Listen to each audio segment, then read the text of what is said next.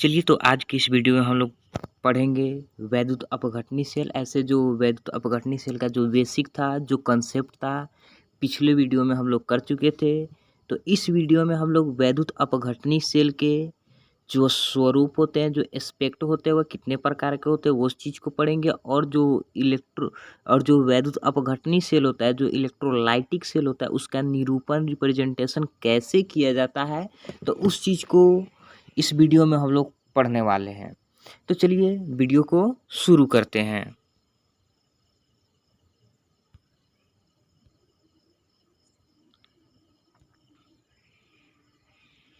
तो चलिए यहाँ पर वैद्युत अपघटनी सेल इलेक्ट्रोलाइटिक सेल है। तो इलेक्ट्रोलाइटिक सेल है, तो यहाँ पे जो पिछले वीडियो था, पिछले वीडियो में हम लोग देखे हुए थे कि जो केटायन था वह कैथोड की ओर जा रहा था। केटायन कहाँ जा रहा था? कैथोड की ओर जा रहा था। और कैथोड पे क्या हो रहा था? रिडक्शन हो रहा था। अर्थात जो हमारा कैथोड था, रिडक्शन हो रहा था, क्योंकि यहाँ पे रिडक्शन हो रहा था, यहाँ पे इलेक्ट्रॉन का ग्रहण हो रहा था। यहाँ पे इलेक्ट्रॉन का ग्रहण हो रहा था। यहाँ पर जो केटायन होता है प्लस होता है, केटायन जो होता है प्लस होता है, और कैथोड पे जो चार्ज होता है इलेक्ट्रोलाइटिक सेल में वह माइनस होता है। कैथोड पे जो चार्ज होता है इलेक्ट्रोलाइटिक सेल में वह माइनस होता है। तो केटायन कहाँ जाएगा?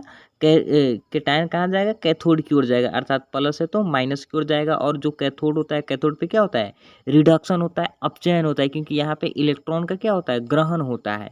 और जो दूसरा चीज़ हम लोग देखे हुए थे, जहाँ पे एनायन था, एनायन जिसके ऊपर माइनस चार्ज रहता है वह एनोड के ऊपर जाता है, और एनोड इलेक्ट्रोलाइटिक सेल में प्लस होता है। तो जो एनायन था वो प्लस की ओर जा रहा था, और जो एनोड था, एनोड पे ऑक्सीडेशन हो रहा था, क्योंकि यहाँ पे जो इलेक्ट्रॉन है, इलेक्ट्रॉन का क्या हो रहा था?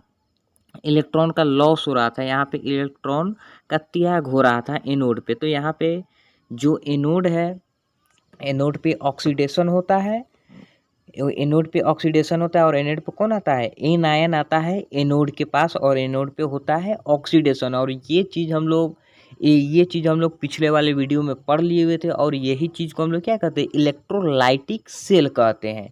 यही चीज़ को हम लोग इलेक्ट्रोलाइटिक सेल कहते हैं, क्योंकि जो केटायन होता है कैथोड के पास जाता है और कैथोड पे रिडक्शन होता है, और जो एनायन होता है एनोड के पास जाता है और एनोड पे ऑक्सीडेशन होता है, जिसमें हम लोग इलेक्ट्रिकल एनर्जी देते हैं और केमिकल एनर्जी प्राप्त करते हैं। इसमें क्या होता है?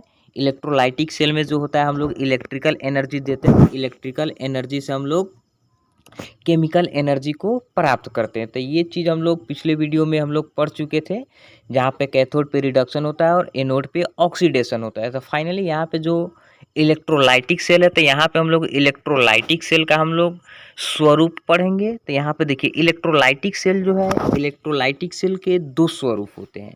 इलेक्ट्रोलाइटिक सेल के जो एस्पेक्ट होते हैं ये दो होते हैं। फर्स्ट जो होता है वो होता है गुणात्मक स्वरूप। यहाँ पे जो फर्स्ट में होता है वो होता है गुणात्मक स्वरूप, जिसको क्वालिटेटिव एस्पेक्ट कहते हैं, या इसको उत्पाद निर्माण भी कहते हैं। यहाँ पे जो गुणात्मक स्वरूप है इसको हम लोग उत्पाद निर्माण भी कहते हैं, प्रोडक्ट का फॉर्मेशन, जहाँ पे प्रोडक्ट का फॉर्मेशन होता है। और जो दूसरा होता है वो होता है मात्रात्मक स्वरूप, क्वांटिटिव एस्पेक्ट। यहाँ पे जो होता है वह क्वांटिटिव एस्पेक्ट, मात्रात्मक स्वरूप होता है। तो यहाँ पर जो फर्स्ट है गुणात्मक स्वरूप, तो ये जो गुणात्मक स्वरूप है, तो गुणात्मक स्वरूप में जो होता है, गुणात्मक स्वरूप से हमको ये चीज़ का पता चलता है कि किसका ऑक्सीकरण होगा और किसका अपचयन होगा। अर्थात कौन सा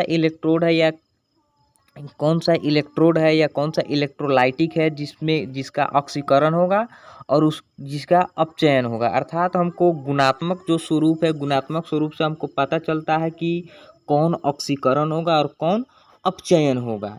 और इस पे जो होता है गुणात्मक स्वरूप में जो क्वालिटेटिव एस्पेक्ट होता है, क्वालिटेटिव एस्पेक्ट से हमको ये चीज़ का भी पता चलता है कि एनोड पे और कैथोड पे किस प्रकार के उत्पाद का निर्माण हो रहा है, कौन सा उत्पाद बन रहा है, वहाँ पे प्रोडक्ट का फॉर्मेशन क्या हो रहा है। जो एनोड और कैथोड है वहाँ पे जो प्रोडक्ट बन रहा है वह किस प्रकार का प्रोडक्ट बन रहा है, इससे हमको क्वालिटेटिव एस्पेक्ट से हमको ये चीज़ की जानकारी मिलती है। तो यहाँ पर क्वालिटेटिव जो एस्पेक्ट है, गुणात्मक स्वरूप है, इससे हमको दो चीज़ का पता चलता है। एक ये कि किसका ऑक्सीकरण होगा और किसका अपचयन होगा, किसका ऑक्सीकरण होगा और किसका अपचयन होगा। और दूसरा ये कि एनोड और कैथोड पे प्रोडक्ट क्या बनेगा, एनोड और कैथोड का जो प्रोडक्ट है वो क्या बनेगा, जो हमको गुणात्मक स्वरूप से क्वालिटेटिव एस्पेक्ट से पता चलता है। जब यहाँ पे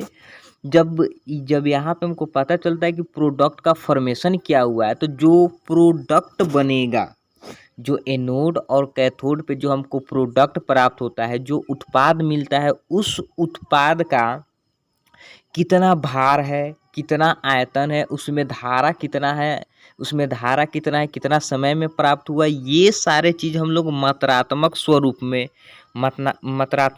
में हम लोग पढ़ते हैं। एस्पेक्ट में मात्रात्मक स्वरूप के द्वारा ज्ञात करते हैं। गुणात्मक स्वरूप के द्वारा तो हम लोग ये ज्ञात करते हैं कि जो एनोड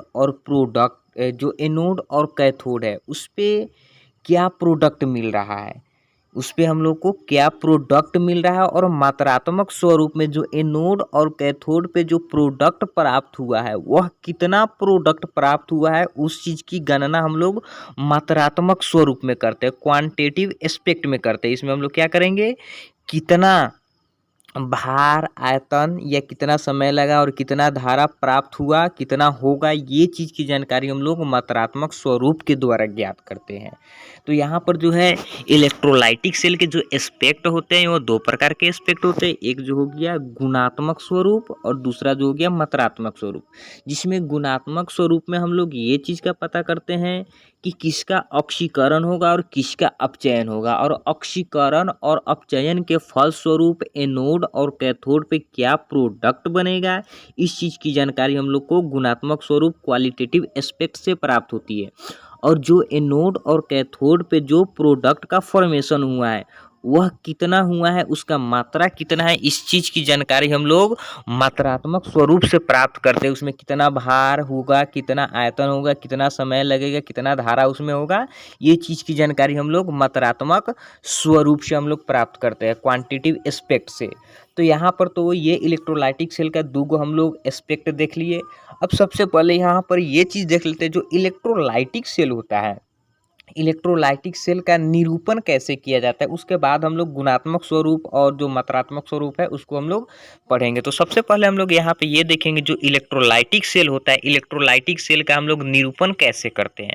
क्योंकि कहीं भी आपको सेटअप पूरा बना करके नहीं दिया जाएगा, उसका निरूपण में ही दिया रहेगा। तो चलिए देखते हैं कि इलेक्ट्रोलाइटिक सेल का निरूपण हम लोग कैसे करेंगे, इलेक्ट्रोलाइटिक सेल का जो निरूपण होता है वह कैसे किया जाता है। तो यहाँ पर देखिए, विद्युत अपघटनी सेल का निरूपण।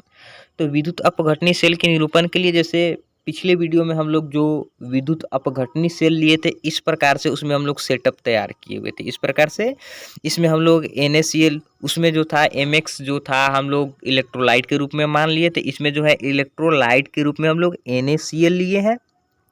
और उसमें भी जो पिछले वीडियो में था, जो हम लोग इलेक्ट्रोड का प्रयोग किए हुए थे, वह इलेक्ट्रोड Pt के था जो आइनर्ट था। तो यहाँ पे हम लोग Pt का इलेक्ट्रोड लगाए हैं जो आइनर्ट है, और यहाँ पे एक बैटरी लगाए हैं जो यहाँ पे ये प्लस वाला टर्मिनल है और यहाँ पे ये माइनस वाला टर्मिनल है। यहाँ पे प्लस वाला टर्मिनल है और ये माइनस वाला टर्मिनल है। जो ये वाला पूरा जो इलेक्ट्रोड है इसके ऊपर माइनस आ जाता है, जिसको हम लोग कैथोड कहते हैं, और ये जो टर्मिनल है इसके ऊपर प्लस आ जाता है, जिसको हम लोग एनोड कहते हैं। और ये प्लस माइनस कैसे आता है, इस चीज़ को हम लोग पिछले वीडियो में पढ़ लिए हैं। तब यहाँ पर देखिए, ये जो इलेक्ट्रोलाइट लिया गया है, यहाँ पर ये जो इलेक्ट्रोलाइट लिया गया है, ये इलेक्ट्रोलाइट NaCl का इलेक्ट्रोलाइट है और ये मोल्टेन है। और ये जो इलेक्ट्रोलाइट है, ये इलेक्ट्रोलाइट मोल्टेन है। मोल्टेन का मतलब होता है गलित, यानी कि उसको इतना टेम्परेचर दिया जाए, यानी उसको इतना टेम्परेचर दिया जाए कि वह द्रव अवस्था में आ जाता है, उसको हम लोग मोल्टेन कहते हैं। तो यहाँ पर जो हम लोग इलेक्ट्रोलाइट लिए, ये इलेक्ट्रोलाइट हम लोगों का मोल्टेन इलेक्ट्रोलाइट है। इसको हम लोग टेम्परेचर दे के पिघलाया गया है, यहाँ पे ये जो इलेक्ट्रोलाइट लिया गया है। तो अब यहाँ पे ये अगर कहीं पे दिया रहेगा तो इस प्रकार से आपको सेटअप बना करके नहीं दिया जाएगा, इसके जो निरूपण है रिप्रेजेंटेशन करके दिया हुआ रहेगा। तो वहाँ पे हम लोग कैसे पहचानेंगे कि ये इलेक्ट्रोलाइटिक सेल है। तो चलिए यहाँ पर देखते हैं इसका निरूपण कैसे करेंगे। तो सबसे पहले इसमें इसका रिप्रेजेंटेशन करने के लिए यहाँ पे हम लोग दो लाइन लगाते हैं, एक ये और एक यहाँ पे एक लाइन लगाए। और ये जो दोनों लाइन है, ये दोनों लाइन के बीच में सबसे पहले हम लोग यहाँ पे मीडियम लिखते हैं कि ये जो इलेक्ट्रोलाइट है, यहाँ पे इलेक्ट्रोलाइट का मीडियम क्या है। मीडियम अर्थात माध्यम क्या है इसका। उसके बाद हम लोग लिखते हैं इलेक्ट्रोलाइट, आप कौन से इलेक्ट्रोलाइट को डाले हैं। उसके बाद यहाँ पे जो है उसको हम लोग लिखते हैं इलेक्ट्रोलाइट के कौन से इलेक्ट्रोलाइट का प्रयोग किए। उसके बाद हम लोग यहाँ पे लिखते हैं टेम्परेचर और कंसंट्रेशन, कितना ताप और कितना सांद्रण है इसका। और ये चीज़ आपको टेम्परेचर और जो कंसंट्रेशन है ये आपको क्वेश्चन में दिया हुआ रहेगा कि टेम्परेचर कितना है और कंसंट्रेशन कितना है, ये आपको क्वेश्चन में दिया हुआ रहता है। इसके लिए आप लोग को टेंशन नहीं लेना है, ये आपको क्वेश्चन में दिया हुआ रहता है। अब यहाँ पे जो है, यहाँ पे जो दो लाइन खींचे थे तो दो लाइन के अंदर में तो मीडियम, इलेक्ट्रोलाइट, टेम्परेचर और कंसंट्रेशन इस चीज़ को मेंशन कर देना है। अब यहाँ पर जो है, यहाँ पे सबसे पहले जो ये जो लाइन है, लाइन के जो लेफ्ट साइड है तो लेफ्ट साइड में हम लोग एनोड वाले पार्ट को लिखते हैं। लेफ्ट साइड में एनोड वाले पार्ट को अर्थात जो पॉजिटिव टर्मिनल है उस चीज़ को लिखते हैं। जो पॉजिटिव टर्मिनल है उस चीज़ को लिखते हैं। तो यहाँ पे जो लिखते हैं तो सबसे पहले यहाँ पे लिखते हैं एनोड। सबसे पहले कौन चीज़ लिखते हैं? एनोड। कौन से एनोड का प्रयोग किया गया है, तो सबसे पहले यहाँ पे हम लोग लिखते हैं एनोड, कौन सा एनोड का प्रयोग किया गया है। उसके बाद यहाँ पे एनोड प्रोडक्ट, यानी एनोड जो है, एनोड पे कौन सा प्रोडक्ट प्राप्त हो रहा है उस चीज़ को लिखते हैं एनोड प्रोडक्ट को। अब यहाँ पे जो इसके जो राइट साइड है तो राइट साइड में हम लोग कैथोड को लिखते हैं। जो माइनस वाला टर्मिनल है, माइनस वाले टर्मिनल पर को लिखते हैं कैथोड, जो है कैथोड भाग को लिखते हैं। तो यहाँ पे सबसे पहले कैथोड प्रोडक्ट को लिखा जाता है। सबसे पहले कैथोड प्रोडक्ट को लिखा जाता है, फिर उसके बाद कोमा दे करके, फिर उसके बाद हम लोग कोमा देते हैं और कोमा दे करके कैथोड लिखते हैं, कौन सा कैथोड का प्रयोग किया गया है। तो इस तरीक़ा से है, इस तरीक़ा से हम लोग सेल जो होता है विद्युत अपघटनी सेल, उसका निरूपण किया जाता है। उसका हम लोग निरूपण करेंगे इस तरीक़ा से। और यहाँ पर जो आपको देखना है, जो यहाँ पर जो एनोड और कैथोड प्रोडक्ट है, एनोड और कैथोड प्रोडक्ट, ये आपको पता करना रहता है कि एनोड और कैथोड पे कौन सा प्रोडक्ट मिलेगा, ये आपको अनुमान लगाना रहता है। ये सब तो आपको दिया रहेगा, एनोड क्या है, कैथोड क्या है, मीडियम, इलेक्ट्रोलाइट, टेम्परेचर, कंसंट्रेशन, ये सब दिया हुआ रहेगा। लेकिन एनोड प्रोडक्ट और कैथोड प्रोडक्ट जो है ये आपको अनुमान लगाना रहता है कि एनोड पे कौन सा प्रोडक्ट देगा, कैथोड पे कौन सा प्रोडक्ट देगा। तो चलिए ये चीज़ हम बतलाएंगे आगे वीडियो में, बतलाएंगे कि एनोड पर किस प्रकार से हम लोग प्रोडक्ट ज्ञात करते हैं, कैथोड पे कैसे प्रोडक्ट निकालेंगे। तो चलिए यहाँ पर जो हम लोग ये सेल लिए हैं, सेल का जो ये डायग्राम लिए, तो ये सेल का ही निरूपण करके यहाँ पे आपको बतलाते हैं कि सेल का निरूपण हम लोग कैसे करेंगे। तो यहाँ पर देखिए इसके निरूपण में, तो सबसे पहले यहाँ पे दो लाइन खींच लेना है आपको। सबसे पहले यहाँ पे दो लाइन लगा लेना है और ये लाइन के अंदर यहाँ पे मीडियम लिखना है। ये जो लाइन है, इस लाइन के अंदर आपको सबसे पहले मीडियम लिखना है। तो यहाँ पे हम लोग पहले ही बोले हुए, तो यहाँ पर जो मीडियम है, मीडियम हम लोग मोल्टेन मीडियम ले रहे हैं। यहाँ पर जो मीडियम है, ये मीडियम जो है मोल्टेन ले रहे हैं। तो यहाँ पे मीडियम में क्या हो जाएगा, मीडियम में हो जाएगा मोल्टेन। और यहाँ पर उसके बाद जो लिखना है इलेक्ट्रोलाइट लिखना है। तो इलेक्ट्रोलाइट के रूप में कौन सी लिए, NaCl लिए हैं। तो इलेक्ट्रोलाइट जो है NaCl है हमारा, यहाँ पे NaCl है हो जाएगा। और यहाँ पे जब मोल्टेन स्टेट लिए, तो मोल्टेन स्टेट का मतलब होता है इसका कोई मीडियम नहीं होगा। जब इसको हाई टेम्परेचर दिया गया होगा तब यहाँ पे ये गलित अवस्था में आके होगा। अर्थात यहाँ पे क्या होगा, टेम्परेचर जो होगा हमारा उच्च टेम्परेचर होगा, अर्थात हाई टेम्परेचर होगा यहाँ पे, अर्थात उच्च ताप होगा। और यहाँ पे जो कंसंट्रेशन है, कंसंट्रेशन तो होगा नहीं क्योंकि इसमें तो एक्वस तो है नहीं, इसमें पानी तो है नहीं कि यहाँ पे इसका कंसंट्रेशन लिखेंगे। तो यहाँ पे कंसंट्रेशन नहीं होगा, यहाँ पे हो जाएगा आपका जो मीडियम हो गया, मीडियम हो गया मोल्टेन मीडियम है, यानी गलित अवस्था है मीडियम। और उसके बाद जो इलेक्ट्रोलाइट है, इलेक्ट्रोलाइट NaCl है। और यहाँ पे टेम्परेचर क्या होगा, उच्च ताप होगा, टेम्परेचर जो होगा हाई टेम्परेचर होगा। अब उसके बाद यहाँ पे इसके लेफ्ट साइड में एनोड वाले पार्ट को लिखना है। तो यहाँ पर देखिए एनोड वाले पार्ट में, तो यहाँ पर एनोड वाले पार्ट में, तो यहाँ पर जो एनोड है, एनोड के रूप में किसको प्रयोग किया गया है, एनोड के रूप में PT को प्रयोग किया गया है, प्लेटिनम का। तो एनोड सबसे पहले यहाँ पर जो है लिखना है आपको एनोड। तो एनोड के रूप में क्या हो जाएगा, PT हो जाएगा। और यहाँ पर जो उसके बाद है एनोड प्रोडक्ट। तो एनोड प्रोडक्ट देखिए, एनोड प्रोडक्ट Cl2 हो जाएगा, क्योंकि यहाँ पर जो प्लस है, जो एनोड है, तो एनोड के पास कौन जा रहा है, क्लोरीन जा रहा है। एनोड के पास क्लोरीन जा रहा है, जो एक इलेक्ट्रॉन छोड़ करके ये Cl2 में कन्वर्ट हो जाता है, एक इलेक्ट्रॉन छोड़ करके Cl2 में कन्वर्ट हो जाता है। तो जो एनोड है, एनोड पे हमको कौन सा प्रोडक्ट मिलेगा, क्लोरीन प्रोडक्ट मिलेगा। तो यहाँ पर जो एनोड प्रोडक्ट है वह एनोड प्रोडक्ट क्लोरीन हो गया। अब यहाँ पर जो हमको कैथोड प्रोडक्ट और कैथोड लिखना है, तो कैथोड प्रोडक्ट देखिए, तो कैथोड प्रोडक्ट कौन सा ही हो जाएगा, यहाँ पर देखिए सोडियम जो है कैथोड के पास जा रहा है, सोडियम कहाँ जा रहा है, कैथोड के पास जा रहा है। तो यहाँ पे कैथोड प्रोडक्ट जो है हमारा, कैथोड वाले भाग में जो कैथोड प्रोडक्ट है वो हो जाएगा सोडियम, और यहाँ पे जो कैथोड लगा हुआ है वो भी कैथोड किसका है, प्लेटिनम का। अर्थात एनोड और कैथोड पर का दोनों जो इलेक्ट्रोड है वह इलेक्ट्रोड किस चीज़ के हैं, प्लेटिनम का लगा हुआ है। तो यहाँ पे जो कैथोड प्रोडक्ट हो गया वो हो गया सोडियम, और जो कैथोड प्रयोग किया गया है जिस चीज़ का कैथोड है वो है प्लेटिनम का, पीटी का। तो इस प्रकार से सेल निरूपण होता है। तो यहाँ पे आई होप कि आपको ये जो सेल निरूपण है, सेल निरूपण आपको बढ़िया से समझ में आ गया होगा कि जो इलेक्ट्रोलाइटिक सेल होगा, इलेक्ट्रोलाइटिक सेल का निरूपण कैसे किया जाता है। तो अब चलिए अब आगे देख लेते हैं। यहाँ तक तो आप लोग को समझ में आ गया होगा कि जो विद्युत अपघटनी सेल का निरूपण होता है वह विद्युत अपघटनी सेल का निरूपण कैसे किया जाता है। सबसे पहले आप लोग को लिखना है, 2 लाइन लगाना है, और 2 लाइन लगा के उसमें आपको मीडियम लिखना है, इलेक्ट्रोलाइट लिखना है, टेम्परेचर कंसंट्रेशन लिखना है। उसके बाद इसके लेफ्ट साइड में एनोड वाले पार्ट को लिखना है कि कौन सा एनोड का प्रयोग किया जा रहा है, और एनोड पे जो प्रोडक्ट है, एनोड पे प्रोडक्ट कौन सा मिल रहा है।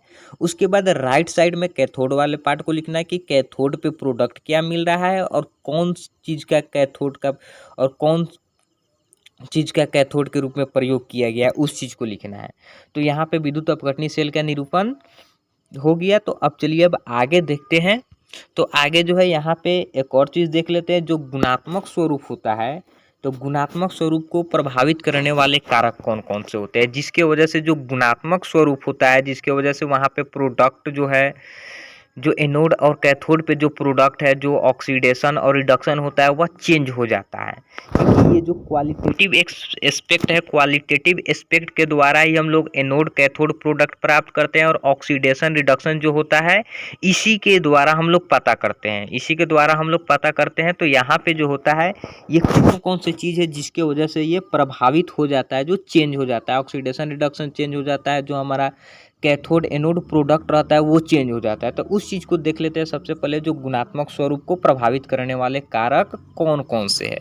तो जो यहाँ पे फर्स्ट में जो होता है वो होता है इलेक्ट्रोलाइट, विद्युत अपघट्य का प्रकृति।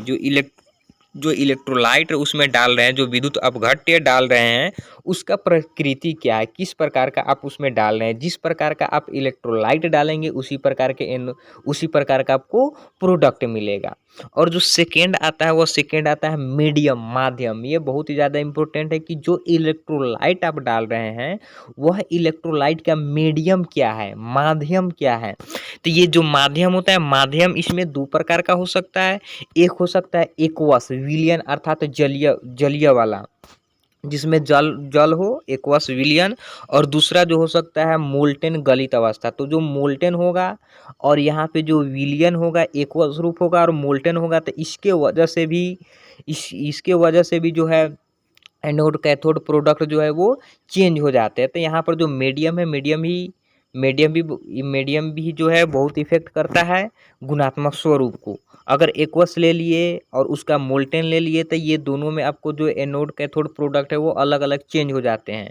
तो जो दूसरा जो है वो हो गया आपका माध्यम, माध्यम के ऊपर भी ये डिपेंड करता है। और जो तीसरा हो गया इलेक्ट्रोड, ये बहुत ही आपको इम्पोर्टेंट है। जो तीसरा हो गया ये इलेक्ट्रोड हो गया। तो इलेक्ट्रोड से भी ये प्रभावित होते हैं। अब इलेक्ट्रोड होते हैं तो इलेक्ट्रोड को हम लोग 2 प्रकार का इलेक्ट्रोड का हम लोग प्रयोग करते हैं। एक जो होता है आइनर्ट, अक्रिय, जैसे प्लैटिनम पीटी, जैसे हम लोग अभी तक प्रयोग करते आए हैं पीटी को। तो पीटी का अगर हम लोग प्रयोग करते हैं, आइनर्ट है ये, तो ये इसके लिए तो कोई दिक्कत ही नहीं है, क्योंकि ये किसी से क्रिया करता ही नहीं है। तो यहाँ पे अगर पीटी इलेक्ट्रोड के रूप में प्रयोग किया जा रहा है तो कोई दिक्कत नहीं है। अगर यहाँ पे इलेक्ट्रोड के रूप में अगर रिएक्टिव इलेक्ट्रोड का प्रयोग कर दिया गया, अभिक्रियाशील इलेक्ट्रोड का प्रयोग कर दिया गया, जैसे Zn हो गया, Cu हो गया, Ag हो गया, ये सब etc, अगर इसका प्रयोग कर दिया गया तो एनोड और कैथोड का जो प्रोडक्ट है और कौन ऑक्सीडेशन होगा, रिडक्शन होगा, ये चीज़ बदल जाता है। तो यहाँ पर फाइनली जो गुणात्मक स्वरूप होता है, गुणात्मक स्वरूप को तीन चीज इफेक्टिव कर सकता है। एक इलेक्ट्रोलाइट का प्रकृति, दूसरा जो है मीडियम एक्वस है या मोल्टेन है, ये चीज़ के ऊपर भी डिपेंड करेगा, ये चीज़ के ऊपर भी डिपेंड करेगा जो क्वालिटेटिव एस्पेक्ट है। उसके बाद जो तीसरा आता है जो बहुत इंपॉर्टेंट है वह है इलेक्ट्रोड। इलेक्ट्रोड आप इनर्ट इलेक्ट्रोड प्रयोग किए हैं या रिएक्टिव इलेक्ट्रोड प्रयोग किए हैं, तो ये होगी आपको गुणात्मक स्वरूप को जो है उसको इफेक्टिव करने वाले कारक। तो आई होप कि यहाँ तक आपको समझ में आ गया होगा।